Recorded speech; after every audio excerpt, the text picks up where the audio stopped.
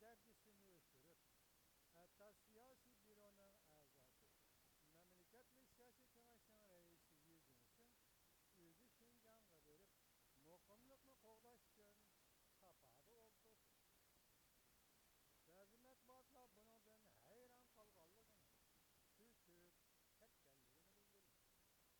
Amerika Qo'shma Shtatlarining nufuzli gazeti Washington Post gazeti ta'kidlab mundoq ko'rsatdi. Jungo Şinjan'da kun bo'yi sarlashni buyruq qildi. Jungo Şinjan'da kun bo'yi sarlashni buyruq qildi. Los Angeles vaqti gazeti gavdalantirib mundoq ko'rsatdi. Jungo bearam qilayotgan Şinjan'a dronlik avatdi deb xabar qildi. Amerika Birleşmiş Devletleri xabar qilib mundoq ko'rsatdi. 24 saat sarlash elib berishga qurolli saqchi qismlarga buyruq tushirdi.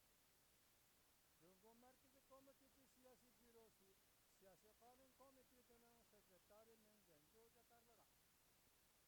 Ming Janjo mundoq degan.